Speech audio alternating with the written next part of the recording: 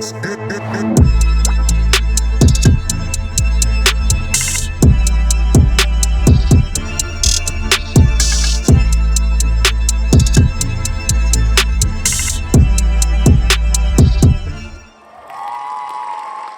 All right, hello everyone. This is Josh, also known as Yashu. You're just tuning into another episode of the TLOY Talks podcast. You can get this on all platforms: Spotify, Apple Podcasts, YouTube, Buzzsprout, and even Patreon too. Like when you're on Patreon, there's like different tiers on how you can get like exclusive content, other things as well too. So when you sign up for the tiers, you can get like exclusive content from there. And yeah, definitely support. Like definitely check out all the stuff. And we're just gonna get it like started right here. So basically, I've met this artist like 2 years ago too at an EP release party too.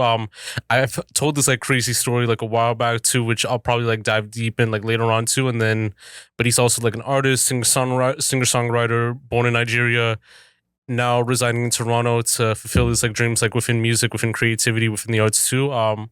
We have Ssunday in the building. How are you doing today? What's up, man? What's up? I'm feeling good. Yeah, man. I actually had this crazy story. So this is like, I think 2 years ago too. And like, I think your hair was like a little bit like different at the time too. Like it was like kind of like all the way down. And basically Yusu's EP release party, I think I told like, doesn't matter. It's okay. This Kenny. So basically I interviewed like Moreno, I think January of like 2022. And then basically months like later went to Yusu's EP release party too. I thought Moreno was gonna pull up, and then when I saw you, I thought you're like Moreno for a little bit too. But that was like the crazy feeling. But like got to know you like a little bit more, and just like from the music, and Yeah, that's sick. It's kind of funny how me and Moreno have been talking about it a lot more since he's grown his locks out. People were like, "Oh, you look like Ssunday." Like, yeah, I don't see it, but whatever. Yeah. I think like the only difference, like you have like the full on beard, where Moreno, I think it's just like the mustache. Yeah, it's mustache and goatee. But like I think the face structure kind of has like the same like similarities and all that too. And like that's so interesting. Yeah, man. But like I've been like tapping in with the music.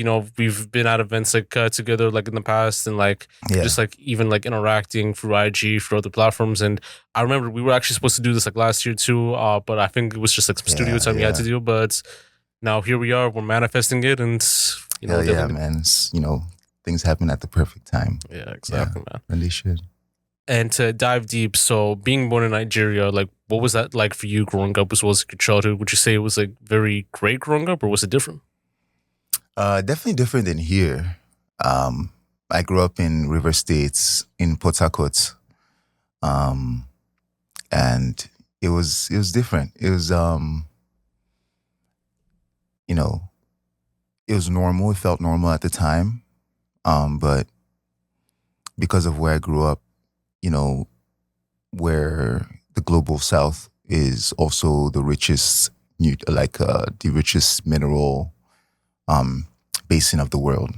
And what happens in those places is that it's just high conflict. It's a lot of conflict because the land is being pillaged and the people are like left to kind of fend for themselves. And there was a lot of resistance work when I was growing up. So it's a lot of like people going against the government, people going against, the military. So it was a lot. I grew up that's just how I grew up. For a lot of us, it was just normal. I remember we had to put like leaves. You had to put like a palm leaf in the in front of your car, where the headlights. Yeah, you had to stick a palm leaf there, just to show that it's like, I don't know what that was about even, because I was such a kid. I was just a kid. But yeah, it was a thing, and it just felt normal. It's like, oh yeah, there's gonna be a checkpoint where we're going to church today. We're gonna just stick this leaf over here. Let's just go, Yeah. And then we go to the checkpoint. They see the leaf, and we're good. It's right. just so interesting. Yeah.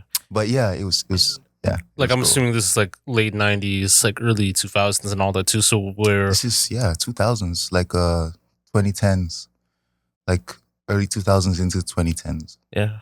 And like even from that time too, like how was like that process like growing up, like like developing like individuality and like just establishing your childhood from there? So yeah, it's very, I come from a very spiritual family. I think I come from a very artistic family, even though they're not professionally artistic. I feel like being African is it's a creative act. Being black is a creative act. So it's like a lot of the way we approach the world and a lot of the way we do things um, is from like requires creativity because you're working with your hands. So um, I grew up seeing my dad designed our entire house. So like I grew up seeing that, like him drawing, making drawings, and he didn't consider himself an artist or an architect or anything, but he just knew what he wanted and he knew how to draw it and make sure he got his idea down. So that's what I grew up seeing, just execution and so that's the identity I grew up with. I grew up thinking, I was like, yeah, this is like creating, like drawing is cool. My mom was like, yeah, like do that, Yeah, exactly. got me off her back. So, what you mean? Because I remember I was like listening to like one of the podcasts on Spotify, and basically I think your grandfather or I think your uncle was like making like instruments at the time too. So like even like diving like deep onto that. So like with your creator like background in like history, like especially with your family, like in the arts, like was it like primarily within like music manufacturing and like just like even like working in music in like different ways? Yeah. My grandfather, you know, people didn't really think of themselves. The idea of a creative is it's very Gen Z idea. So people just did what was necessary. I feel like my granddad was a healer. He like worked with he taught, like we have this like massage um culture. I don't know how to explain that, but there's like a traditional form of massage where you use your foot to massage people's backs, and I grew up doing that to my parents. We would exchange massages, Okay. and my grandfather taught us that. That's something I grew up seeing him do for other people.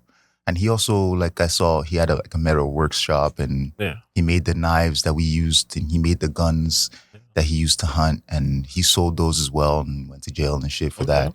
So it's like, um, yeah, that's the aspect of my history I connected to.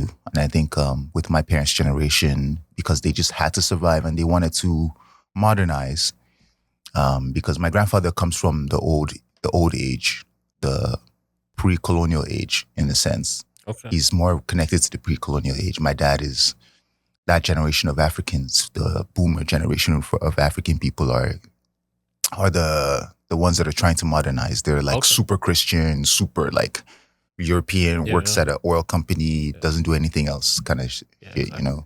Yeah, because I know like Nigeria, like they have like different tribes, and like I know it was uh the British came by and like kind of changed like the ways and like practices on how they form within Christianity, within like British law, like and everything else Yeah. too. But like there were like certain moments where like African culture and like media presence was like prevalent. So even around that time, like with Nollywood, with like Afrobeats coming to life too, was it more prevalent in reaching worldwide back then as previous to like what it is like right now with like Nollywood and like even with the new Afrobeat artists, like they're popping up and all that? Yeah, Afrobeats was for us, it's like it's still for us. Afrobeats has, I think it's what we consider Afrobeats today is our expression of hip hop and R&B mixed with, we're stubborn and we think we're the shit. So we're like, I'll put this African drum under it and then sing over this in an R&B way, and then you're gonna call it something else. But really, if you peel it back, it's just R&B. Yeah. Um, and it's like I have this theory that R&B and hip hop is African culture, and it's something we relate to because because that's it's a metamorphosis. It's a different it's like an aged version of, or yes, like an aged version of African music. So hip hop and R&B and blues is like African music distilled in a different environment, eating different food and under different circumstances. Okay. So that's why we like latched onto it Yeah. immediately. Because it started with like Fela Kuti and then the Bunch and like T.O. Savage and like all those other people, and now it's like translated to like Burna Boy and like Thames, Wizkid, Yeah, DeVito. yeah. Yeah. Even before Fela, like So Makosa. I don't know if you know. Um, fuck, what's his name? Sorry, I'm cussing so No much. worries, no worries. um, I forget his name. Someone's gonna know his name. Comment his name. All right. The person who made So Makosa. Mama say, Mama Kosa. Like that was before Fela. All right. That was so. He's a peer of Fela, but he was before Fela. And I was watching you ever seen Questlove's documentary, The I actually didn't see Summer it. of Soul? No, I didn't actually Just see to it. check it out. It's very good. There's like it's like really beautiful to see what black people were listening to at that time. It's from the blues, from BB King to like the Temptations to Soul Makosa to like Cuban music, and it's all connected. It's just black music is beautiful and it's all connected. Okay. Yeah. So yeah, that's pretty interesting. I'll definitely check that out too. And when did you like move to Canada? And like when you moved, what was that transition like from like moving from like one country to another, and like like adapting to like the Western culture that we have here? 2015 is when I got here, and it was cool. I'd been since I got sent here to do school, as most Nigerian kids do. And when that was done, I decided to stay. But when I got here is when I realized, when you take someone out of their circumstances or out of their where you're used to being, you realize like all the skill that you've gained just from existing in the space that you existed in. I just grew up in church. My mom just happened to sing. My dad just happened to draw a little bit, and I happened to pick all that stuff up, and I draw, I painted, I played guitar, and that was just normal. It's just stuff, No one was ever like, hey, you should do this as a career, because no one ever thought that would be a thing. But I came here, and I was just living, and my friends would be like, what, you do this? Like, this is cool. You should like maybe try to do this more. So when I got here, I decided I would be an artist, and I would go to art school. And I went to OCAD. And yeah, that was the start of it. Nice.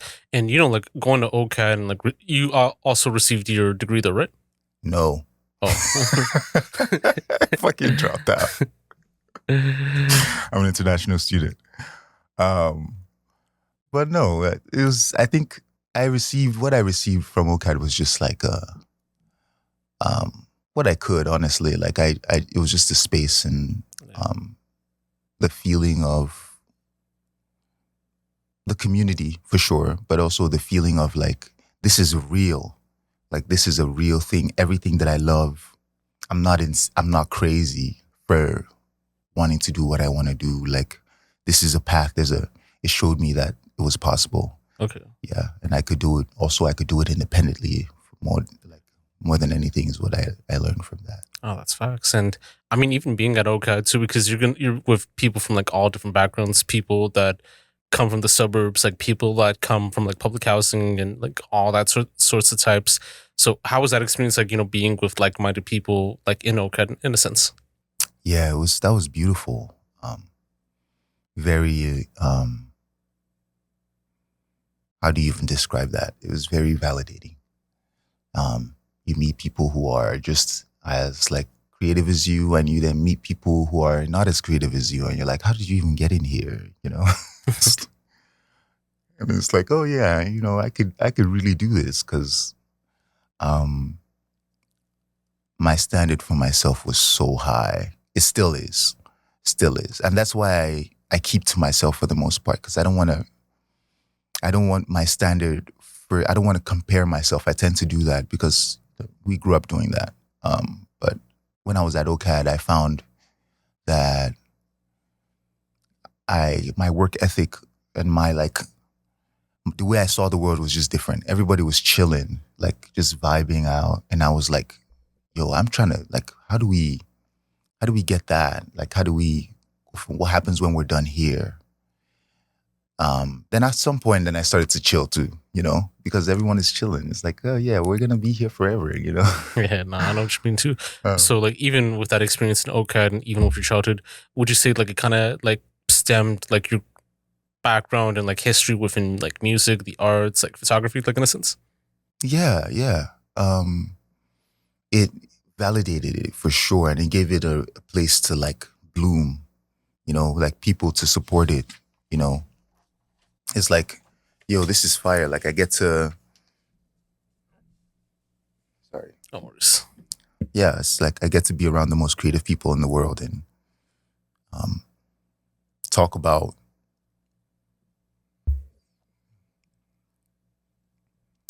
life, talk about what it means to be a person, what it means to be a Black person, what it means to be a Black man in Toronto, in North America.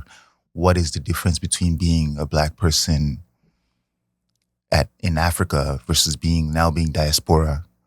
And that was very fresh for me at the time. And I was really having these new experiences. Someone called me Black for the first time and I turned around. I was like, who are you talking to? Because I'd never been addressed as a Black person before until I moved here. And then that racialization, you become racialized, and then you start to feel what it's like to be racialized. And it's like, there's a lot to unpack there. So all my work was just like about understanding that relationship between being African versus being African American or being African Canadian. Yeah. It's like, it's very interesting. Yeah. Like when I do think about it too, because like, you came to Canada like in 2015. Like 2015 was a year when everything started to change with the idea of like social justice and everything else too, because this is like the realization of like Black Lives Matter, like everyone's like revolting with Michael Brown, with like Freddie Gray too, with Sandra Bland and all that too. And then I also like look at it like every 5 years, like that's like the area where like things start to become more pivotal within justice, within like change, within like introspection. Like we could even say for 2020 as well too, with COVID, with the George Floyd situation with Breonna Taylor, like that also caused like an uproar too. So like even next year too, I think it might be that same feeling too, like where we'll have like one major feeling that could happen and like it could like change the landscape of how we want change for our communities, like in a sense too, and all that. So yeah, that's interesting. Every 5 years, that's interesting. Because I remember when I first moved, when I was integrating myself into this society, into Canada, Toronto, and I remember one of my friends that I made one of my friends sent me Michael Brown's picture and was like, you look like this guy. And I was like, who is this? And then I went and did my research. That was like really radicalizing for me. Because at the time I was like, 17, 18. And just to see that what it was like for people who looked like me here was like, and I just got here, it was like, oh, there's a lot to, it was very interesting time. And it's still like, right now, with like the Palestine situation, and then also with like the idea of like abortion too, like I think they're still trying to make changes for that too. And Kamala Harris, like with the election too, where she'll most likely be president too, which will be interesting too. So a lot of it, like interesting factors. Yeah. I think the layers are peeling back a lot. I think I'm excited for the next 10 years. I think 2025 is going to be very hot for us in North America. I hope it is, because there has to be some change. It can't continue like this. Rent prices are too high. Food prices are way too high. People can't survive. It doesn't even matter if you have an education or not. You can't find jobs regardless. Exactly. It's just like we're getting to a boiling point. And I hope there's people who are making sure that, people who are in power are not sitting comfy, because you can't be sitting comfy in a time like this. You have to talk about it, and you have to also, we see you, it's like, now it's like, oh no, we have access. you don't have the monopoly on information and on access to, you know, you don't get to tell us what's real and what's not anymore. Now you messed up when you gave us the internet. You know, you gave us access to each other. Now we have access to each other. Now we can talk, and we know what we want. It's just a matter of time before we get in that office. Exactly. You know, so it's like, okay, you know, it's exciting, and I think everyone is starting to see people who are outside of that circle of people who think about this stuff all the time. You know, people who are outside of that circle are starting to see a bit clearer. Okay. Yeah, what the system really is for, and who the system really is for, and so yeah, I'm excited. Exactly, man. And just to get back onto like topic for a bit too, like what inspired you to become like a singer-songwriter and artist, and you know, even taking that craft seriously? What inspired me to take it seriously? I was doing photography. I was a photographer, and I was shooting a lot of musicians, and I was just really shy. I didn't like myself very much. I'm still learning to like myself. I didn't think I was talented in that way. I didn't think I was. I mean, I knew I could sing. I didn't, you know. I just didn't think that it was good enough. I thought I had to be like Sam Smith. I didn't think I could, like, I just didn't like myself. And as I got older, I like age 23, I like went through a transformative, like a life-changing experience that made me feel like I had nothing to lose. And I just looked at that guitar one day, and I looked at my phone, and I was like, well, there's nothing else I could do. So I just set up the phone and started playing songs, and I would sing.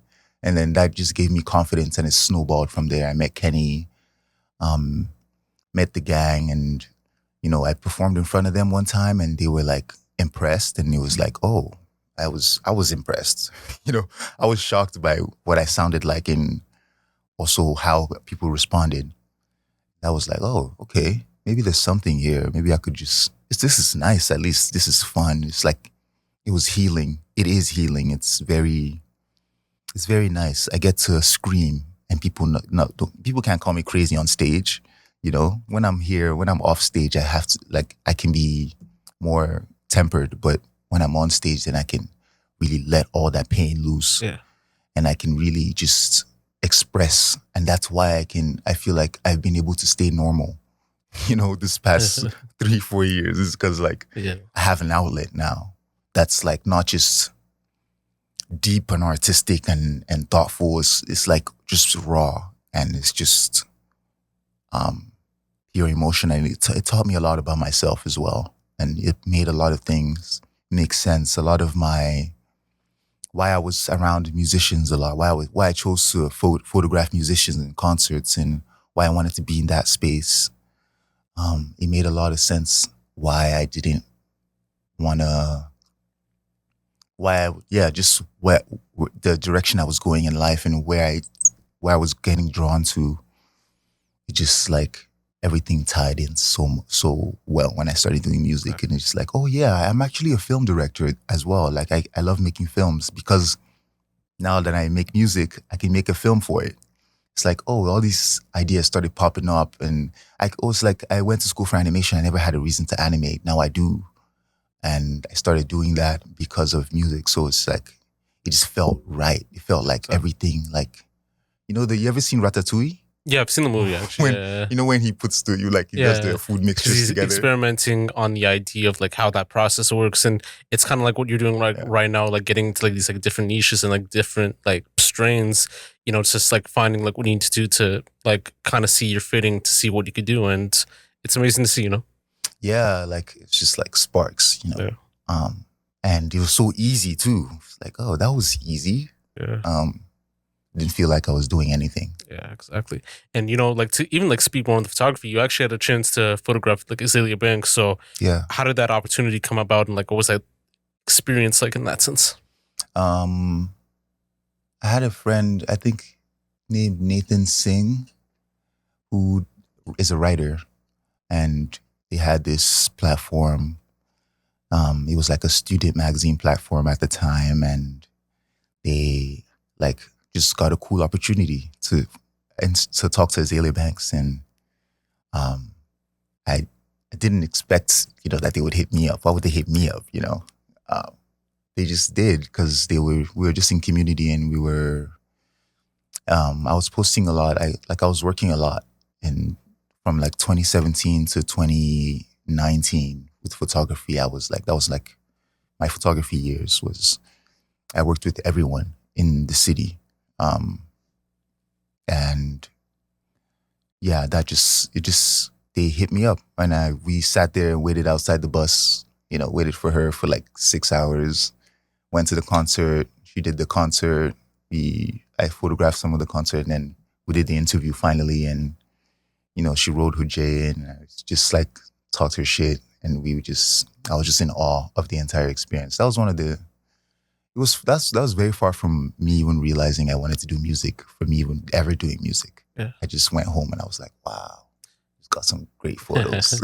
And like meeting Azaelia too, like it was like pretty interesting too, because sometimes too, an artist like outside of like social media can be like very different from what they are like on the internet, and like how they perceive like within music and all that. No, she was the same. She's the same.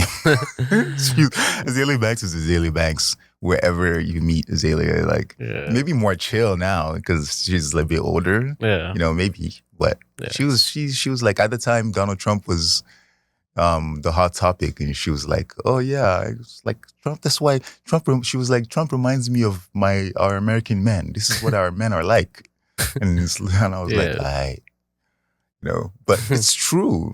And I felt like she was just genuine. Yeah. I was like, okay, cool. I can accept who you are, even though I don't agree. Yeah, exactly, man.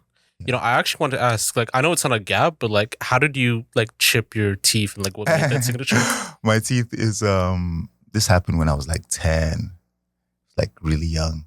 I was chasing my sister. I have 3 sisters. I grew up with I'm the oldest brother. I grew up with a house full of little girls that would just like drive me insane. I love my sisters though. But anyone who has sisters knows that oh my God, especially when we were younger. I was like probably I was younger than 10. My teeth had just grown in. And I was chasing her. She like dropped something on the ground, and I like slipped in it and fell like right while I was chasing her.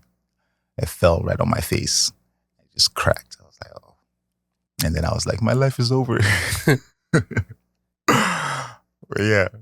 But I guess like it kind of made it like iconic in a sense too, because I know some people that have like different forms of teeth. I know Krishan, like she'll have like that little like gap in her teeth too, and like other artists like they'll have like gaps, like Keisha Cole and all that too. But it kind of makes it like unique from other people because it shows like personality, like in a sense and all that. Yeah. I'm just I grew to really like it. I just grew to like, this is just my face, Yeah, and exactly, man.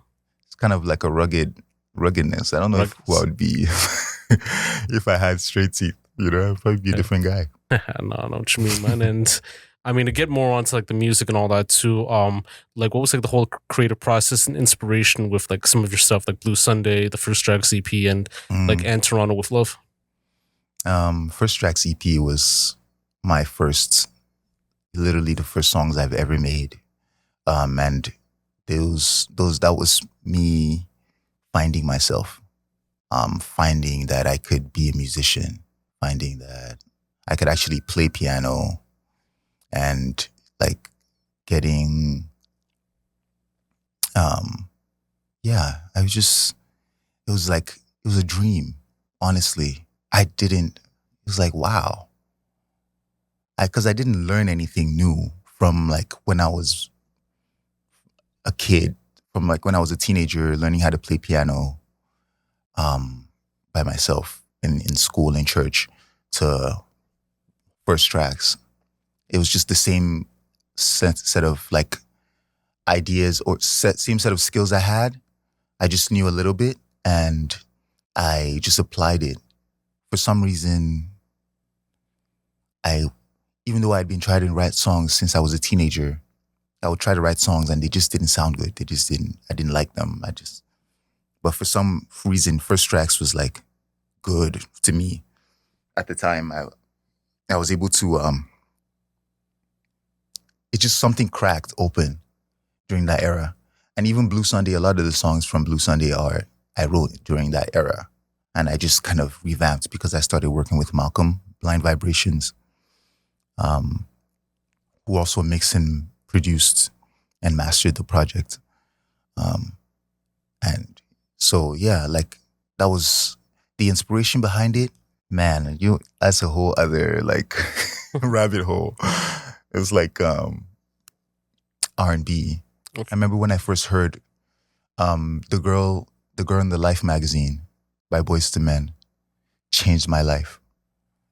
That if you ever listen to that song, like go listen to that song. It's incredible. Told a story about them falling in love with a girl in a magazine and then her coming out of the magazine. It's the corniest thing ever. But my teenage brain was like, whoa, my girl in the Life magazine. Yeah, I want that. I want to be able to sing like that. And I've always sang. I don't remember ever like learning how to sing. There were times where I was watching, like I've always done vocal warm-ups and all that stuff, but it was just normal to me. My mom sang, my aunt sang, my sisters sing. They're not doing it professionally, but we just did it together. That's just like life. Sure. And would you say it's like kind of like the same creative process that you have now with your like music and all that too, like just like with the other projects? Mm-hmm. And what would like a day in like making music be like? My creative process is very different now. I sit on songs a lot longer than I used to.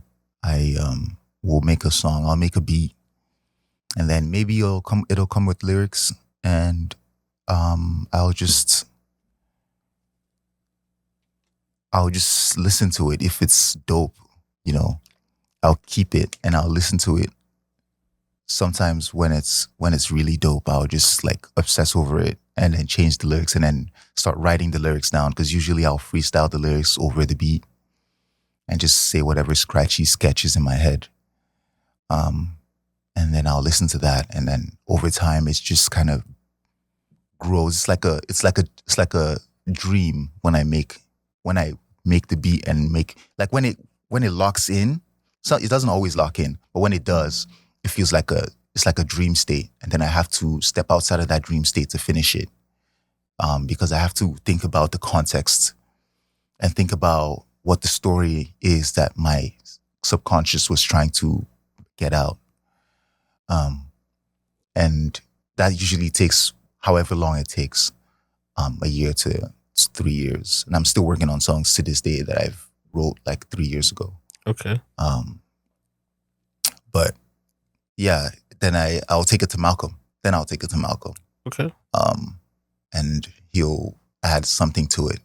I'll tell him to just go crazy, and he'll mix and do the thing, and maybe I'll redo vocals and then the rewritten vocals, and then the song is good to go. Okay. That's facts. And you also like formed like a band in 1.2. So tell me more about that experience. And just like, I don't know if this is like also part of like the whole like Bartlett House story as well too. Like, I don't know if it's like the Brown Sugar thing also too. So yeah, the band, it is kind of, because how I met Malcolm was through my guy Choice. Shout out to Choice Beats. He is also a co-producer on Blue Sunday. And how Blue Sunday happened was I performed at Bartlett House, one of our first ever Bartlett House things, and Choice came by, saw the show, and hit me up, said we should work on a project. And he introduced me to Malcolm. Malcolm plays bass and mixes and masters. Malcolm's a genius. And we just locked in. Like our first song was the first song on the project. That's the first song we ever made together. And it just was exactly what you hear, just perfect. It's like, oh shit, I gotta keep working with these guys. And we made an entire project, and it just happened so seamlessly. So the band came about Michael Minchev, who's my drummer. So I play guitar and I sing vocals when we play live, and Malcolm plays bass. Michael Minchev plays drums, and yeah, I met Michael. Michael's also in Team Essential, which is Doesn't Matter, It's Okay's band. And yeah, I met him through Doesn't Matter, It's Okay, just busking. There's a song that we're working on right now called Want. Okay. It's like really sultry tune that I've had for years. I've had that song before I met Michael, and now Michael's on the song as like playing drums. I remember I just saw a video, like a Instagram video of us performing, of me singing the song and him just like freestyling some drums. We hadn't met at that time. But it's gonna be interesting when that song comes out. Okay. To just go back and think about. Like, I'll definitely be in tune in that, like once it like drops and all that too. And sure. Even with everything right now, like even with the music, do you feel that there's like a significant like change and like growth for the better too? Like even like as your growth, like as an artist? Yeah. I don't think I've ever been this. I've never spent this much time with music. Right now, I'm like every single waking like free second I have, if I'm not hustling trying to get money, I'm like listening to or fiddling around with guitar. I'm trying to get really good. I want to at least know what I'm doing, you know. And I know now, but when I wrote Blue Sunday, I had no idea I couldn't tell you what those chords are. I just ripped off some Frank Ocean songs and like stripped it down. It's like you get a really good song, like a really complex song, and it's like these two chords sound good just by themselves. I'm gonna take this, thank you, sir. That's pretty much how I wrote Blue Sunday. I was just learning songs and learning how to play guitar, and it just I was going through a lot. So it was easy to write because I had a lot to express. And I didn't have to think about what I wanted to say or like how I wanted to say it. Now I'm like more conscious, and I'm like, I want to say something, and I have to be more intentional. But back then it was just, and I'm saying back then, like I didn't just put it out like last August, but I had been working, like I said, these songs are like 3-4 years old now. So it's been, there's so much growth. And like I feel like the music sounds different now, and it's more intentional. It's more it's tighter. Okay. And now with the band, I have a stronger idea of music theory, and also I have a stronger relationship to what works versus what doesn't work. You know, what works live, what works. Exactly, yeah. You know, so it's easier to make decisions. And, you talked about like Frank Ocean too, which I feel like he is like probably like a main source with like a lot of people who are like influenced by his like sound and everything else too and all that. So would you say that's like someone that you really want to work with someday too, or do you have like other artists like in mind that you'd want to work with like musically someday? Oh man, everybody I want to work with makes me nervous. I don't know. It's like, damn. I want to work with Robert Glasper. Like, if we ever meet, bro, we gotta lock in. I want to work with Frank Ocean for sure. I just feel like I would love to write with him. I would love to write with Frank for sure. I would just like, I feel like just meeting someone like that is like, that's like meeting Santa Claus, you know. But Moses Sumney is also a huge inspiration of mine. I would love to meet him and work with him. That would be cool. But yeah, for me right now, like meeting Robert Glasper or Timberland would be like crazy. Or like working with them would be sick for where I am right now. Yeah, I mean, I definitely see you with like a lot of like niche artists too. Like I know like Kareen Bailey, like Ray. I think like that would be like an interesting fit and all that too. Yes. Snow Allegra, like I think that would be dope. Serpent with Feet, like another like dope artist, like that would definitely happen. Roots too. I think the Roots, like you could Oh like, man. Yeah. Questlove. Wow. Yeah, Questlove. Oh my God, bro. Questlove. I'm gonna work with Questlove one day. That's for sure. I gotta manifest that, you know. I'm definitely gonna work with Questlove. I don't care how old he is. You're gonna fucking straighten your back, nigga. Put him in a brace. Play that drum. That's factualities, you know, and you know, to dive deep into your thoughts in the Toronto Canadian like music scene, like how do you feel about it at the moment? And do you feel like that there should be some changes on where the direction of where the scene should go to, or do you feel like it's like fine the way it is? I think what do I think the scene should go to? I don't know. I just want to see more. I think we're doing great. I think we're doing great. I think we just got to keep doing what we're doing, and like platforms like this are so important. Us talking about it ourselves, talking about each other, telling these stories.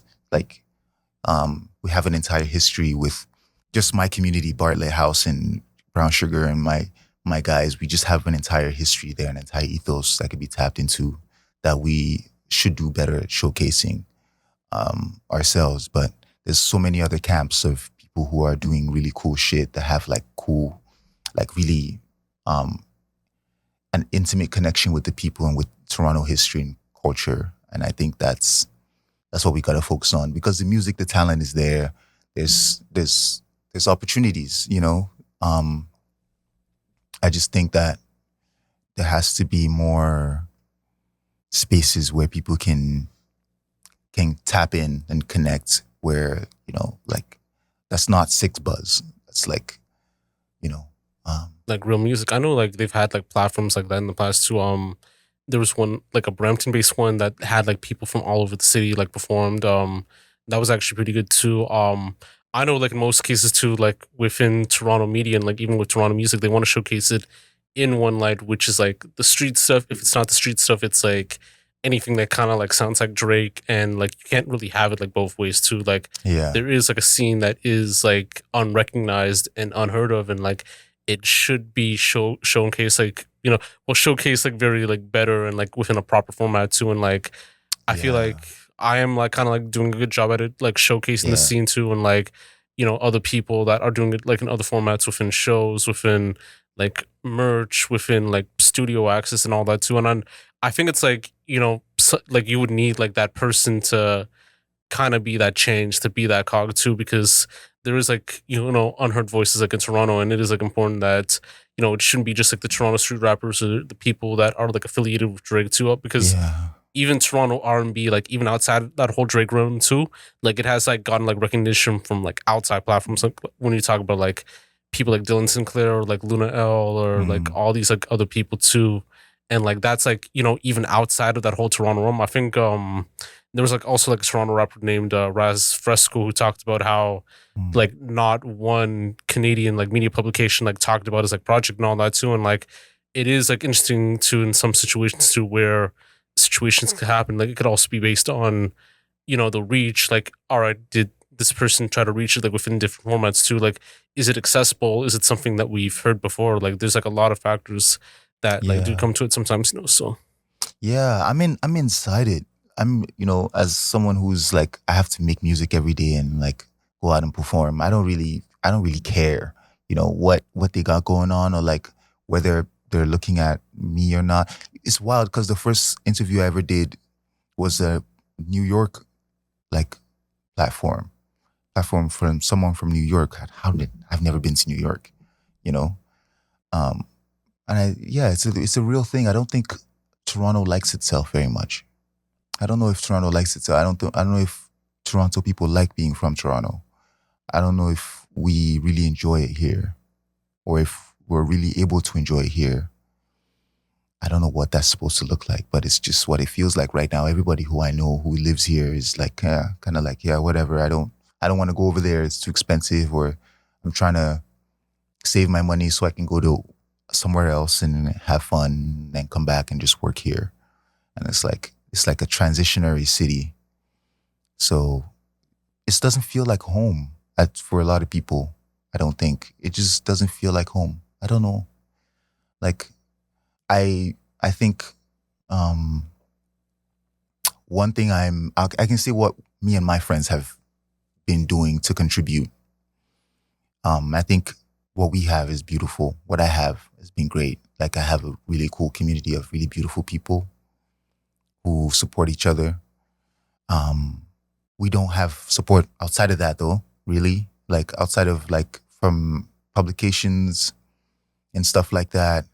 It's like no one has really talked about what we've done and what like and Ellen Woods has over a million monthly listeners. That's more than a lot of people in this city. And like there should be more publications talking about her. You know, like there's Lorelai. There's a lot of really like even our pop artists are not really like they go to LA to blow up and then come here. And then you're like, oh, they're from Toronto? What? That's crazy. And they've never done a show in Toronto because, Yeah. no one's gonna come. Yeah. And like, because no one knows them in Toronto because Toronto doesn't talk about itself. You know, even like right now, you ask me who I want to work with, what artists I mentioned all American artists because that's just how it is. Like they're the most visible. When I go on the internet, I see Americans. And we don't have an online presence. We don't have like a strong online presence at all. Like even the same for Canada too, because like even like when I first heard of like artists like Tesher, like Talk and all that too, and like 3478 and all these like other people as well too. Like I didn't even realize that they are from Canada, like in a sense too. Like I just like only heard of them within different sources, and like that's like when you do start to like realize it too. Well, Talk I knew like within 2021. I had a friend Talk who is Canadian? Talk, yeah, like the Runaway to Mars. Like It's wild. I didn't he's even from know Ottawa that. actually. So Ottawa? yeah, yeah. So random. And like Tesher, I think he's like from like Saskatchewan too, which is like very interesting too. And like even artists like Zaina who are like from like Montreal and all that, and like there's like I think even like niche artists like from Toronto, like Tate McRae being from Edmonton, well Calgary or Edmonton and all that too, which is like kind of crazy. So Edmonton? Who's from Edmonton? Like who goes to Edmonton? What happens there? How did she make it out of Edmonton? it's the bedroom, like I think like that's why they made like bedroom pop music, because like that's why like, hey, I'll make it in my room, and if it blows up, it blows up and all that too. Like Yeah. Elamine, I think he made like music from his garage, and I didn't even know that he was like from London, and he blew up like crazy, which is Yeah. surprising, So it's like you never knew until you actually like recognize and like understand too, because there isn't like a Toronto sound, there isn't like an Ottawa sound or an Edmonton sound. It's like, hey, if I can make this in my bedroom, and if I blow up, and if they don't know where I'm from, like it is what it is. Yeah. I think there is a Toronto sound. If you've listened to anything that we've made, that Brown Sugar has made, if you listen to No Tourists, if you listen to, Am I Blue? I actually just saved her. Like, I'm actually about to listen to her soon and all that too, because I've listened to the podcast you've had, and like you mentioned her too. So I'm actually. Oh yeah, I mentioned. I need to stop. Yeah. But I'm such a huge fan. Am I Blue is like we were both at OCAD, so we were in close proximity. We were cool. Like I photographed her a whole bunch. She was like, so, I just, to me that was just like she was just that was just the homie. But now that I haven't seen her in a minute, I'm like, oh, this was like an incredible artist. And there's a reason why, like there's some stuff she said to me that made me go start making music. Because I was like, yeah, I'm trying this thing. And I don't know if it's good because I'm not really a singer like that. She was like, it's not really about if you can sing or not. It's really about like your ideas. If you have a good idea, and I was like, wow, like that blew my mind. Yeah. Um, Exactly. but like that Toronto sound, like blue to me, like has a very strong Toronto sound. If you listen to Kafire, what Kafire does, that's very Toronto. It's like this Caribbean mixed with like ambient, Okay. like church, like dance hall. It's like really interesting. Who else? Like Dylan Sinclair also has that swag, has that going on. But I feel like a lot of people lean more towards the American sound, which is the trap soul Yeah, sound exactly. and the 808s, like that's what people lean into. Yeah, But in the melodic street rap, yeah. Nah, I yeah, get you. like what's his name? Hamlet. Yeah. HMLT. That's Toronto sound. That's Okay. to me like Toronto sound is very diverse, but it's actually very grounded in like it tends to be very dark. It tends to be very spacey, very like it tends to have very spaced out drums, very like atmospheric. Okay. Because that's just how we live here. Like most of the year we're like in a tube protected from the cold, you know? Yeah, exactly. I'm definitely gonna go quick on this too because like we're also like running out of like time like a little bit too. But Sure. name 3 songs in your catalog that you like to recommend for any person that hasn't heard about you before or that would like to know more about you. If you want to know what it feels like to walk around in Toronto in like mid-January at like 4 p.m. when it's dark when it's just got dark, listen to Toronto with Love by Ssunday. It's one of my favorite songs I've ever made. Another one would be The Shadows.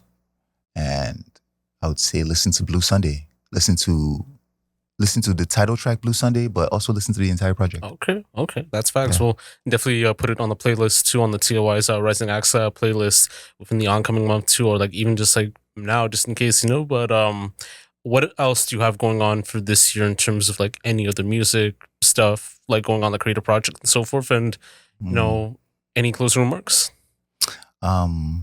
Yeah, we got Hard to Believe, new single coming out in the next couple months. So stay tuned. I have a channel on Instagram. Join my channel, stay updated and stuff like that. And take care of each other and use your voice. We were never meant to survive. And they could follow you on REDD Ssunday, right? Yeah, Red Sunday. Sunday spelled with 2 S's. Oh, okay. Yeah, on Instagram and Twitter and shit. All right. And you know, Ssunday, you know, it was like dope having you on, man. Like dope having dope setting like this up because like it's been like a year that we were supposed to set this up too, but finally made it, finally got the site going, and you know, your story was like amazing to hear, and we'll definitely have you back on, man. Thank you, man. Thank you for having me. This is like love, you know? Likewise, Yeah, bro. I appreciate it. Nah, for sure. And you know, this is Josh, also known as Yashu. Another episode of TLOY Talks. You can get this on all platforms: Spotify, Apple Podcasts, YouTube, Buzzsprout, Patreon, much more. I've said this in the beginning, but I'll revamp it again too, just for people to like tap into. But yeah, another episode of TLOY Talks with Josh, also known as Yashu, with the legendary Ssunday signing off. Yes, sir.